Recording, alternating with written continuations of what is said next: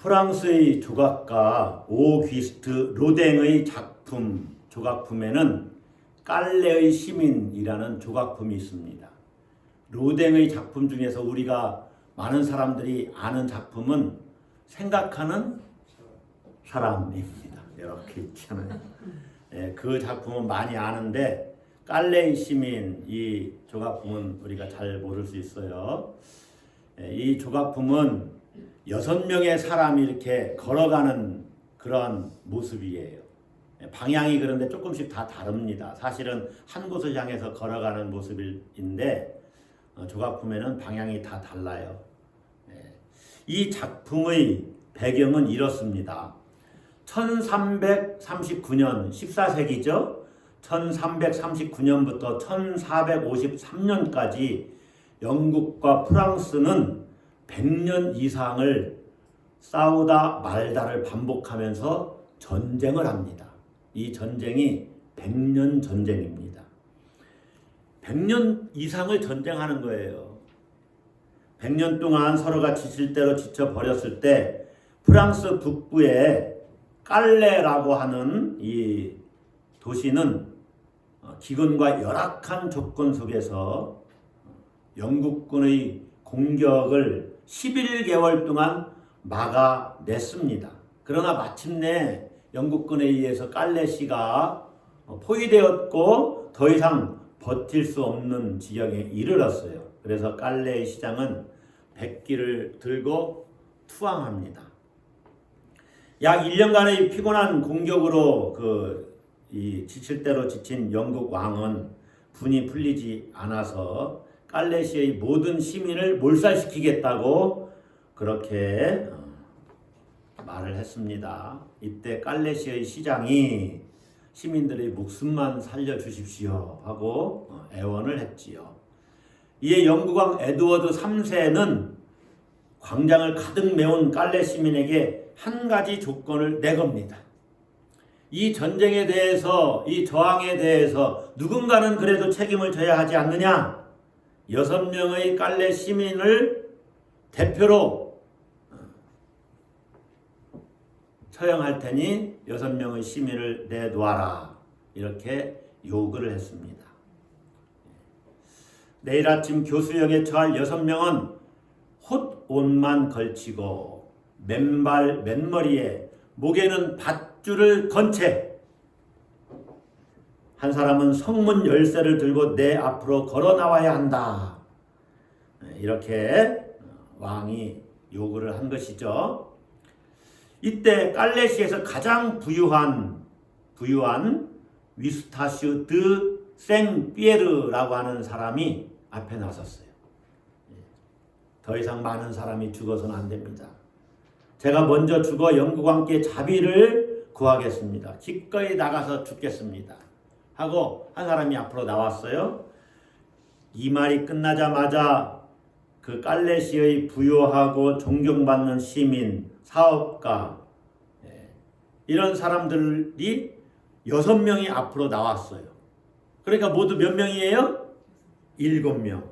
7명이죠. 먼저는 제가 이름을 다 말씀드리지 않는 것은 들어도 금방 잊어버려요. 먼저는 생피에르가 나왔는데 나머지 6명이 나왔어요. 그래서 7명이 된 거예요. 이때 한 사람은 빠져야 되잖아요. 그래서 생피에르가 내일 아침 장터에 제일 늦게 나오는 사람은 빼자 이렇게 제의를 했고 이에 모두 동의를 했습니다. 이제 고통의 밤이 지나고 아침이 되었지요.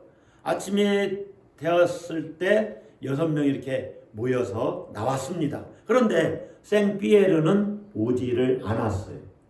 사람들은 그가 왜 오지 않나 궁금해했고 이상하게 생각해서 그의 집에 찾아갔습니다. 그 사람이 안 나올 사람이 아니거든요.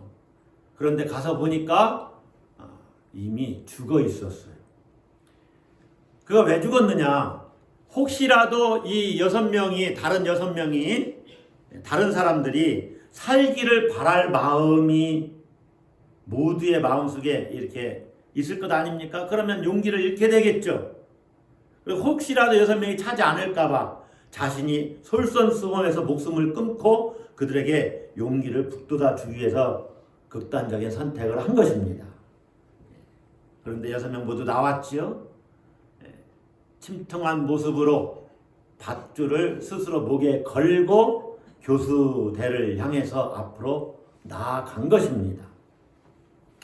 이 6명의 교수형을 집행하려는 순간에 임신 중이었던 영국 왕비가 이러한 사실에 감동해서 에드워드 3세에게 깔레 시민에게 자비를 베풀 것을 애원을 합니다.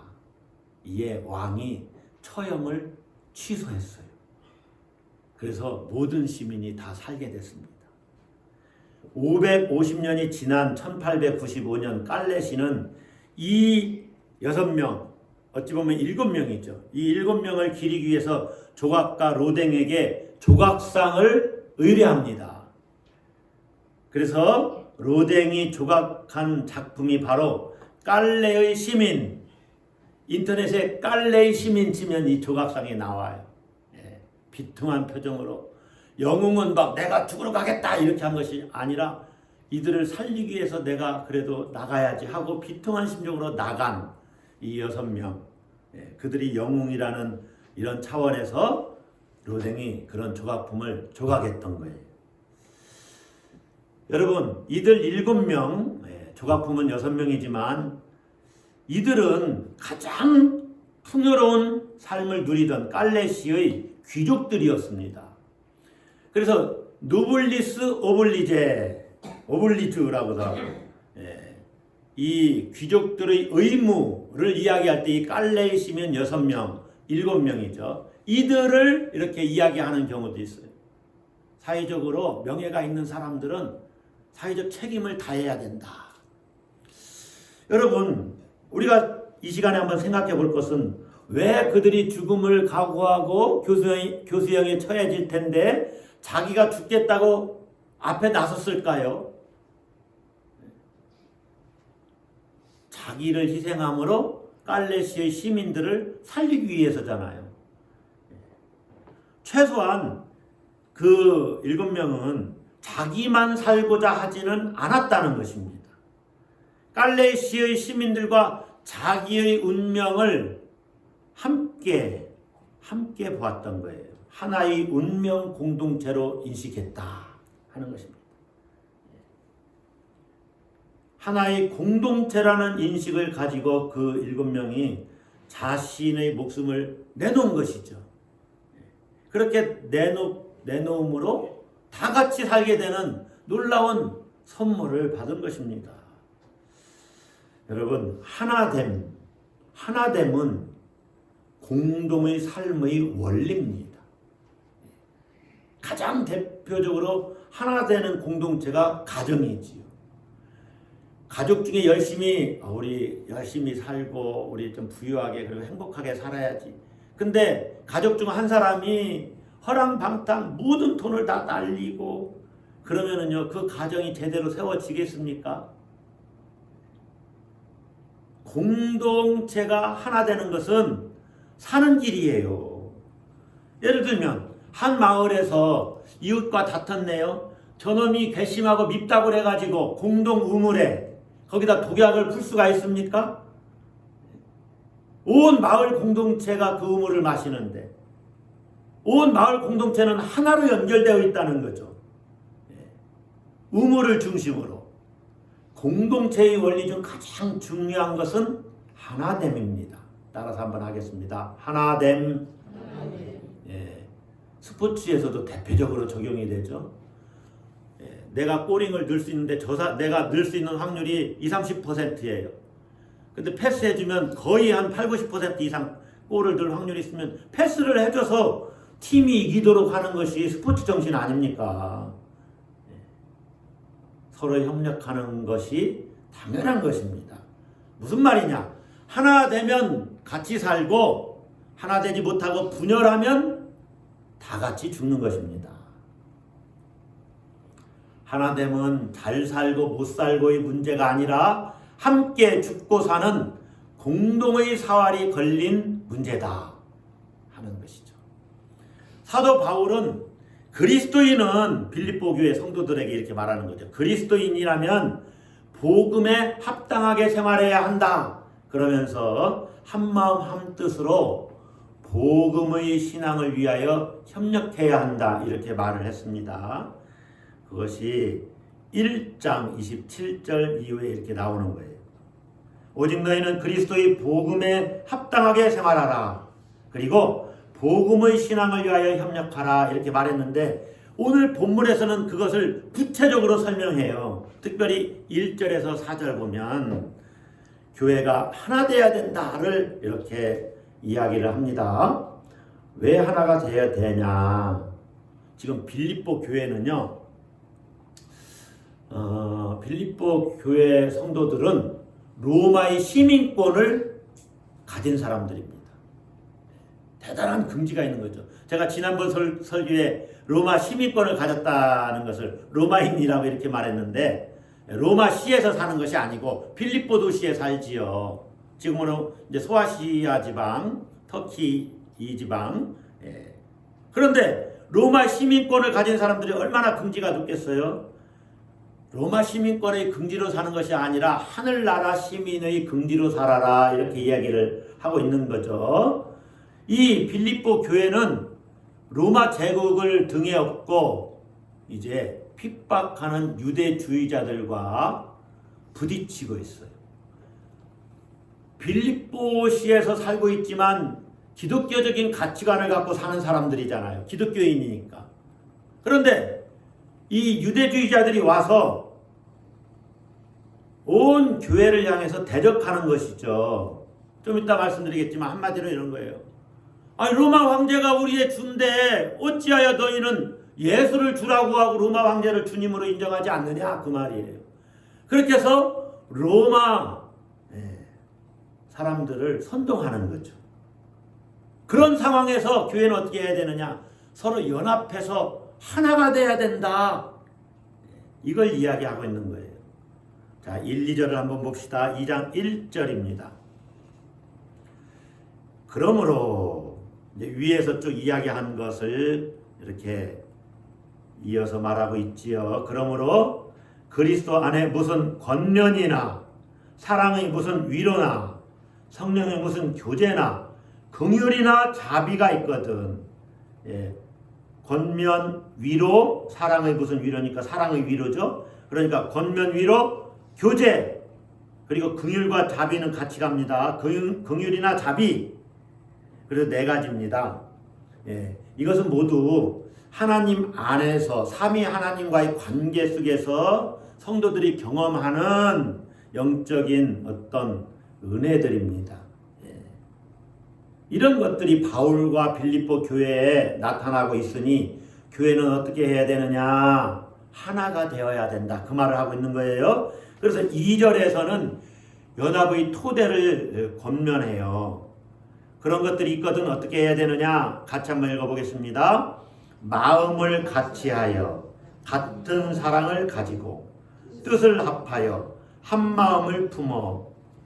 자, 오늘 국어 공부를 좀 하게 될 텐데 한번 봅시다. 마음을 같이하고 같은 사랑을 가지고, 그러니까 교회 공동체가 같은 마음 같은 사랑으로 같은 것에 초점을 맞추고 있어요. 처음과 두 번째가. 자, 세 번째 네 번째는 봅시다. 뜻을 합하여 한 마음을 품어. 이것은 하나로 묶이는 것에 초점을 맞추고 있어요. 뜻을 같이 해라. 한 마음을 품어야 된다. 그런데 처음과 네 번째는 같은 것을 마음에 품는 것을 이야기해요. 우리말로는 마음을 같이하여 한 마음을 품어 이렇게 돼 있지만 따라서 한번 하겠습니다. 같은 것을 생각하라. 오늘 이 전체 이 내용 중에 우리가 하나의 그 명제를 딱 잡으면 같은 것을 생각하라 이 말입니다. 5절에 너희 안에 이 마음을 품으라 이 말이 사실은 너희는 너희 안에 이것을 생각하라 그런 말씀이에요. 너희는 너희 안에 이것을 생각하라 이 마음을 품으라 그 말이 생각하다 그런 명령어이거든요. 어떤 마음을 품다 이것이 생각하는 것이다 그 말이죠 원래. 그래서 너희는 이것을 생각하라. 그런데 앞에 2절에서는 마음을 같이하여 같은 것을 생각하라. 한 마음을 품어 하나의 생각을 품어라. 그런 말이에요. 따라서 하겠습니다. 같은 것을 생각하라. 그게 뭐냐 이거죠. 그걸 오늘 같이 풀어내야 됩니다. 한 가지를 생각하라. 뭐냐?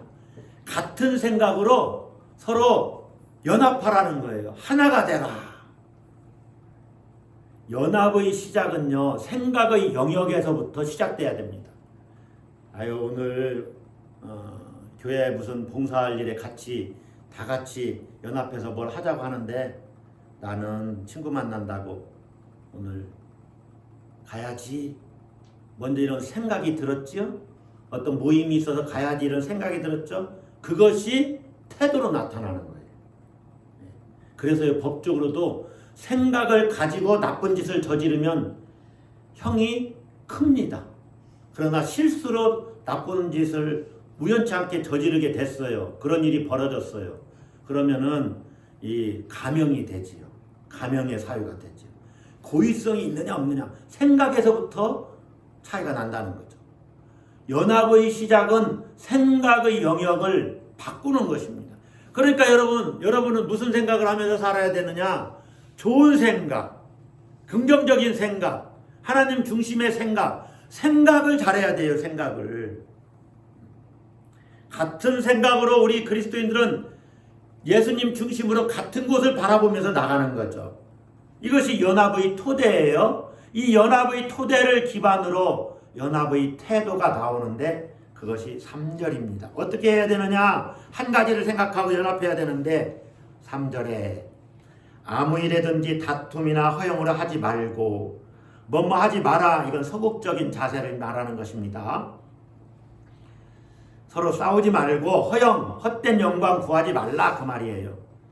오직 겸손한 마음으로 각각 자기보다 남을 낮게 여기고, 여기서 낮게를 눈을 크게 뜨고 쳐다봐야 됩니다. 받침이 시옷입니다. 지읒이 아니고.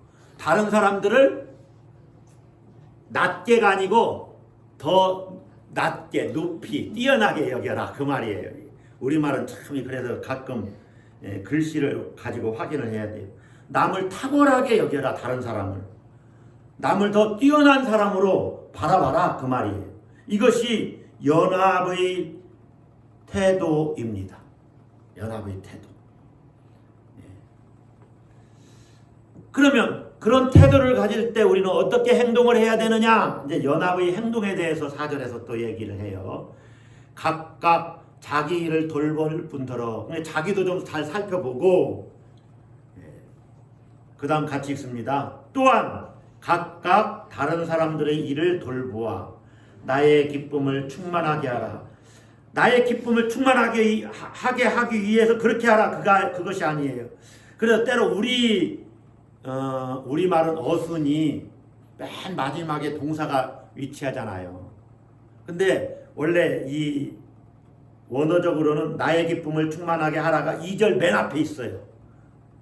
이게 긍휼이나 자비가 있거든 나의 기쁨을 충만하게 하라 하고서 설명을 하는 거예요. 사실 중요한 것은 나의 기쁨을 충만하게 하는 것 그것이 아닙니다. 그 뒤에 나와 있는 말들이 있죠. 그것이 뭡니까? 교회 공동체는 연합과 일치를 이루어서 서로 따라서 하겠습니다. 하나가 되어야 한다.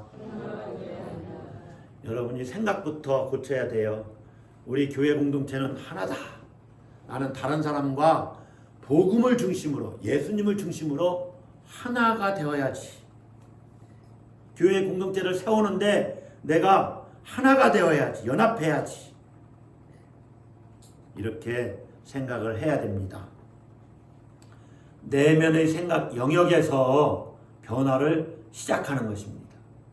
그래서 다른 사람과 경쟁하지 않는 겁니다. 교회에서 경쟁해서 교회에서 1등해서 뭐 하겠어요? 그러니까 경쟁하지 않는 거예요. 비교하지 않는 겁니다. 오히려 배려하고 겸손히 행하는 거예요. 가끔 교회 공동체도 세상의 가치관이 많이 들어와 있어서 어떤 때는 교회들끼리 경쟁하고 또 성도들을 경쟁시키지요.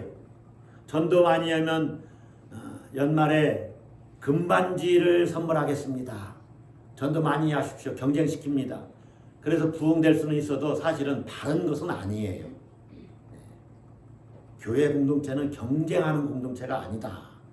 배려하고 겸손히 행해야 된다. 그렇게 바울은 이야기하면서 이 일치와 연대를 이루기 위한 삶의 근거로 기독론을 제시합니다. 뭐를 제시해요? 기독론. 자, 여러분 흔히 2장 5절부터 11절까지를 설교 본문으로 딱 잡아서 설교할 때는 예수의 마음을 품자 이런 식으로 예수님은 겸손하게 하셨다. 자기를 낮추셨다. 이런 설교를 할 수 있어요. 겸손에 대한 예수 그리스도의 겸손을 본받자 이렇게 설교할 수 있어요. 그런데 왜 그렇게 해야 되느냐? 그걸 오늘 본문을 통해서 살펴보려고 하는 거죠. 일치와 연대의 근거로 지금 바울은 기독론, 예수님이 어떻게 하셨느냐? 그거를 지금 설명하고 있어요. 그래서 5절은 아까도 말씀드렸지만 여러분 안에 있는 이것을 생각하십시오. 그리스도 예수 안에서 있었던 이런 뜻이에요. 원어적으로 너희는 너희 안에 이것을 생각하라. 또한 그리스도 예수 안에서 이렇게 돼 있어요. 1절이. 그러니까 그리스도 예수 안에서 있었던 일들을 생각하라 그 말이에요. 예수님이 어떻게 하셨는가를 생각하라. 그렇게 우리도 해야 된다는 얘기죠. 자, 그래서 6절부터 11절까지는 그리스도 찬가입니다. 그리스도를 찬양하는 시입니다. 이것은 초대교회에서 행했던 그리스도의 본성과 하신 일을 간결하게 요약하면서 찬송했던 기독론을 보여줘요. 초대 기독교의 기독론을 전해주고 있어요. 이것을 바울이 약간 수정한 것처럼 여겨집니다. 6절부터 11절까지는 그리스도의 찬가. 꼭 기억하고 여러분이 빌립보서를 읽을 때 이 부분이 예수님에 대한 찬송시구나 이렇게 분석을 해서 읽을 줄 아셔야 됩니다. 어떤 내용이 있느냐? 6절부터 11절까지는 두 문단으로 기록되어 있어요. 6절과 8절까지 그리고 9절로부터 11절까지 6절과 8절까지는 예수님의 존재와 예수님이 하신 행동에 초점이 맞춰져 있고 9절부터 11절까지는 하나님이 하신 행동에 초점이 맞춰져 있어요. 하나님이 예수님을 주, 로드, 주로 세우셨다 그 말이에요. 자, 그러면 여러분 본문에서 바울이 제시하는 주제가 뭘까요? 6절부터 11절까지 예수님이 이렇게 겸손하게 행하셨다 그게 아닙니다. 그것도 내용이 안에 들어있지만 중요한 것은 하나님이 예수님을 누구로 세우셨다? 무엇으로 세우셨다? 무엇으로 세우셨다? 주로 세우셨다. 따라서 합시다. 주로 세우셨다. 네, 주님으로 세우셨다는 이게 본문에서 가장 중요한 핵심 요지입니다. 요지. 핵심어예요. 예수 그리스도를 주로 세우셨다. 자, 한번 내용을 살펴봅시다. 6절부터 8절까지는 예수님이 어떤 존재로 계셨느냐. 6절 보세요. 그는 근본 하나님의 본체시나 예수님은 하나님의 형상이시다 그 말이죠. 이 말이 하나님의 본질이시다 그 말입니다. 본질적으로 하나님과 동등하신 분이다. 그런데 하나님과 동등됨을 취할 것으로 여기지 아니하셨다. 여기서 중요한 단어는 여기지 않았다라는 단어입니다. 여기지 않았다는 이 동사가 중요한 거예요. 예수님은 하나님과 똑같은 분인데 하나님과 동등하게 여김 받기를 이렇게 취하지 않은 것이죠. 동등됨을 취하지 않으셨다. 그래서 어떻게 하셨느냐? 7절 오히려 자기를 비워. 이때 중요한 단어가 비웠다는 거예요. 여러분 6절에서 8절까지 중요한 단어가 3개가 나오는데 과거형 동사인데 여기지 않았다. 그 다음에 비우셨다. 또 한 가지는 자기를 낮추시고 했을 때 낮췄다. 그 말입니다. 자 7절 일단 보시고 오히려 자기를 비워 종의 형체를 가지사 사람들과 같이 되셨다. 사람들과 같이 되신 것, 성육신 하신 것, 이것이 종의 형체를 가진 거예요. 그러니까 하나님이 사람이 되신 것은 자기를 비우신 거예요. 케노시스. 자기를 비우셔서 이렇게 인간이 되신 것입니다. 인카네이션, 성육신 하신 거예요. 그래서 어떻게 하셨느냐? 8절에 사람의 모양으로 나타나사, 거기까지가 성육신을 설명하는 것이고, 자기를 낮추시고 죽기까지 어떻게 하셨어요? 복종하셨으니 곧 십자가에 죽으심이라. 다시 말하면 십자가에 죽으신 것은 하나님께 복종하신 것인데 그것은 자기를 어떻게 하신 것이다? 낮추신 것이다. 중요한 단어가 하나님과 동등됨을 취할 것으로 여기지 않으시고 자기를 비웠고 자기를 낮춰서 십자가를 지셨다. 그 말이에요. 예수님이. 그 이유에 대해서는 지금 설명하지 않고 있습니다. 지금 본문에서는 우리 죄를 사하시려고 그렇게 하셨다. 그걸 설명하지 않고 있어요. 예수님은 그렇게 하셨다는 거예요. 하나님께 복종하셨다는 거예요. 인간으로 오셔서. 거기에 대해서 하나님이 어떻게 하셨느냐. 이제 9절부터 11절까지를 이렇게 이야기합니다. 여기도 과거형 동사 2개가 중요해요. 자, 9절 보세요. 이러므로 하나님이 그를 지극히 높였다. 어떻게 하셨다? 높였다. 높였다는 말이 중요해요. 어떻게 높였느냐? 모든 이름 위에 뛰어난 이름을 주사 하늘에 있는 자들과 땅에 있는 자들과 땅 아래에 있는 자들로 모든 무릎을 예수의 이름에 꿇게 하시고 모든 이름으로 모든 이름이 아니죠. 모든 입으로 예수 그리스도를 주라 시인하여 하나님 아버지께 영광을 돌리게 하셨다. 하나님 아버지께 영광을 돌리게 하셨다. 그러니까 예수님을 높인 것은 예수님을 주님으로 이렇게 인정하도록 하신 거예요. 모든 사람이 예수님 앞에 무릎 꿇게 하신 거예요. 그게 예수님을 높인 거예요.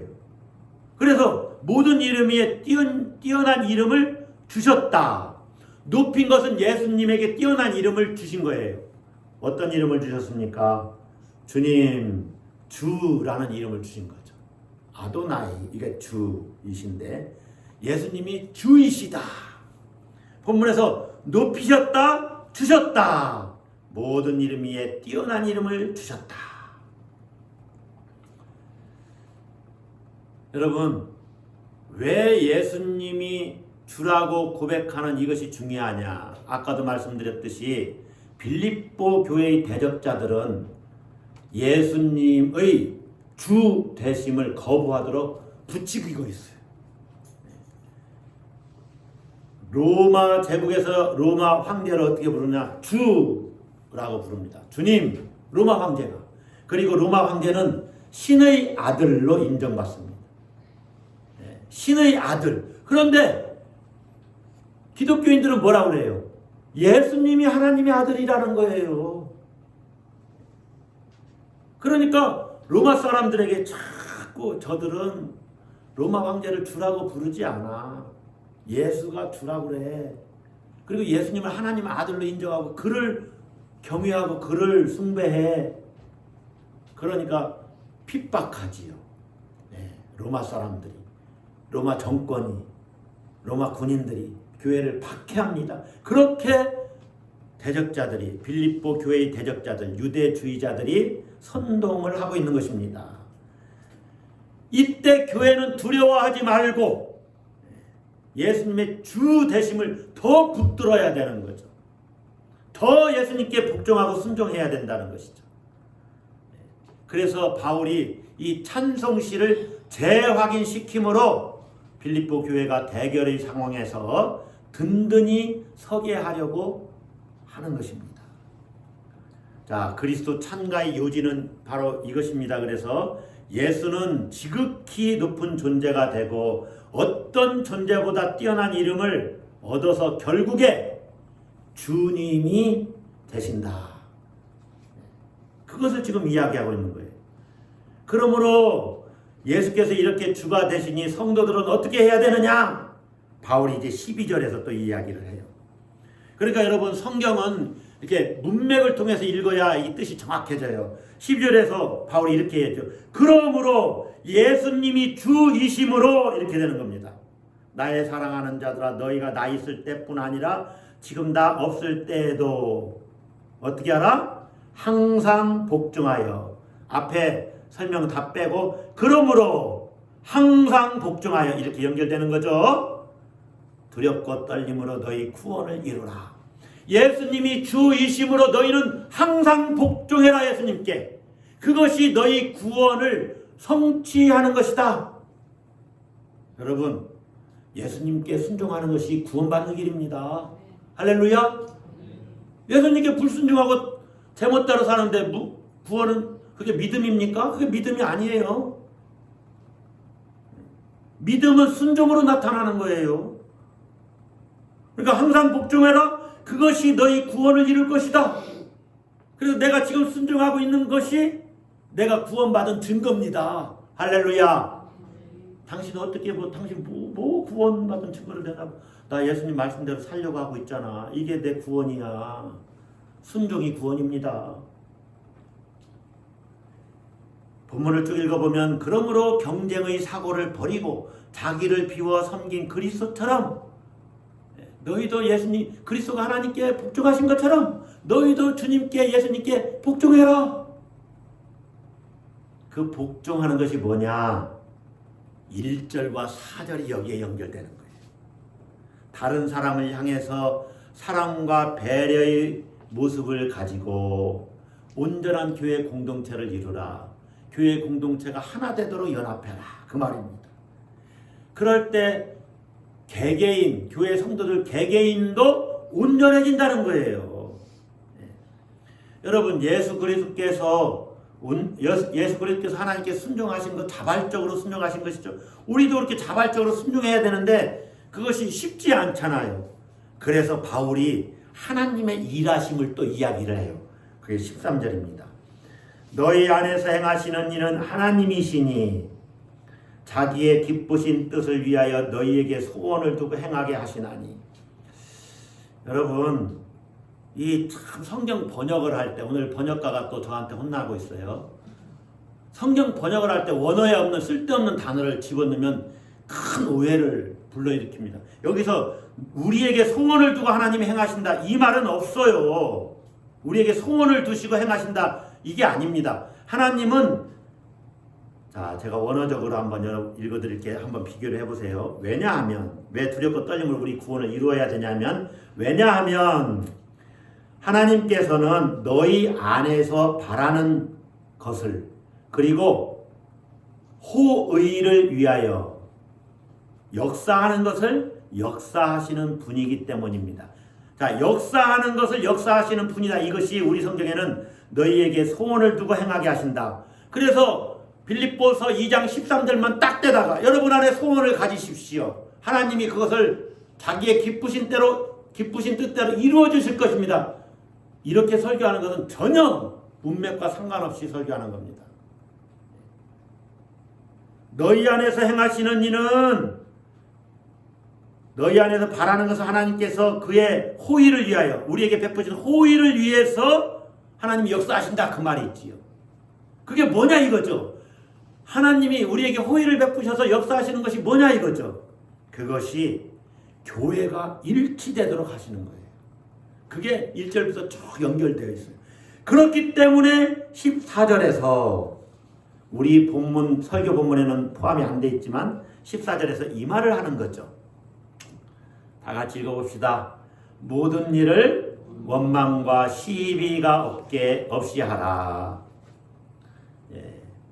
무슨 얘기냐? 하나님은 신자 개개인의 삶을 통해서 교회 공동체의 온전함을 만들어 가실 그러한 뜻을 가지고 계셔서 그게 자기의 기쁘신 뜻이에요. 교회가 하나 되는 것, 연합하는 것. 이게 하나님이 기뻐하시는 뜻이에요. 그래서 우리에게 호의를 베푸셔 가지고 이것을 너희의 소원대로 이렇게 번역을 했다는 거예요. 우리에게 호의를 베푸셔서 역사하시는 것을 역사하신다. 우리에게 호의를 베푸셔서 하나님 뜻대로 역사하신다. 그 말이에요. 공동체의 온전함을 이루는 일에 하나님이 먼저 일하시기에 그분을 의지해서 우리도 공동체를 온전케 하는 일에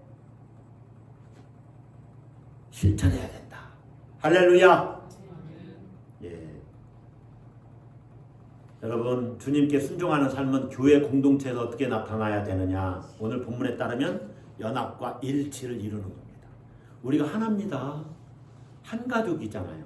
흔히 하나님을 아버지라고 다 부르잖아요.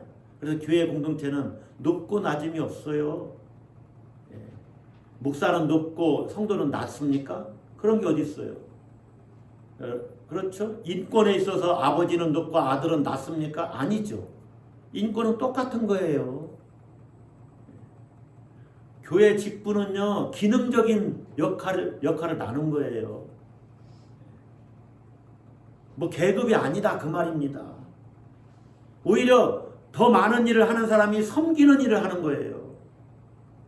자, 교회 공동체가 하나 되어야 된다를 1절에서 4절 1에 이렇게 하나가 되어야 됩니다. 이걸 제가 한 가지만 오늘 적용하고 말씀 맞출 것인데 4절 한번 봅시다. 각각 자기 일을 돌볼 뿐더러 이게 이제 연합의 행동이라고 그랬죠. 연합의 태도는 3절이고 연합의 토대는 2절이라고 그랬습니다. 어떻게 우리가 행동할 것이냐? 자기도 잘 돌봐야 돼요.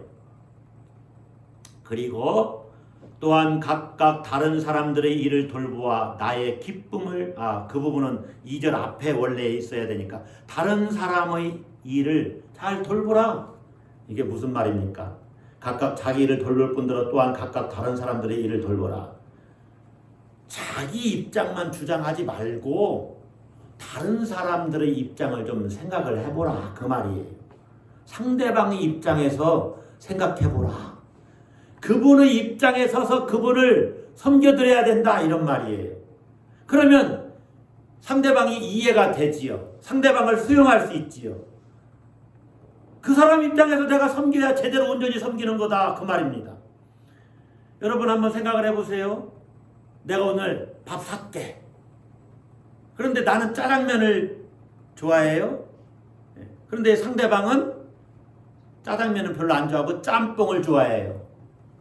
근데 유명하게 짜장면을 잘하는 집이 있어요. 그 집은 짜장면만 해요. 그래서 얘는 짜장면을 별로 안 좋아하는데 상대방은 내가 좋아하는 짜장면집으로 얘를 데리고 가서 너 오늘 짬뽕 먹어. 아니요. 너 오늘 짜장면 먹어. 상대방은 짜장면을 별로 안 좋아하는데 짬뽕을 좋아하는데 가가지고 짜장면 2그릇이요 이렇게 주문하면 옆에 있는 친구가 기분이 좋겠습니까? 대접한다더니 저 좋아하는 것만 먹으러 오고 이렇게 생각할 거 아니에요. 상대방의 입장에서 생각할 줄 아는 것, 그것이 성숙의 모습입니다. 어떤 면에서는 자기를 희생하는 거예요. 너 짬뽕 좋아하지? 오늘 짬뽕집으로 가자. 자긴 별로 안 좋아해도. 이게 배려요? 사랑입니다. 그렇게 배려하면 그 교회 공동체, 그 공동체가 살아나는 거예요. 거기에 생명의 역사가 일어나는 것입니다. 술에 많이 취한 남편이 늦은 밤 몇몇 친구들과 함께 집에 들어와서는 술상을 차려오라고 고래고래 소리를 지릅니다. 옛날에는 그런 일들이 좀 있었죠. 요즘은 그렇게 그런 사람들이 있으면 다 이용감 되겠죠. 옛날에는 그런 사람들이 있었어요. 가장이라고. 자, 그럴 때 아내된 분들, 여러분들 같으면 그럴 때 어떻게 하시겠습니까? 만약에 뭐 아내든 남편이든 내가 그렇게 아내 입장을 한번 생각해 보세요. 그러면 어떻게 하시겠어요? 당신 지금 돌았어? 제정신이야?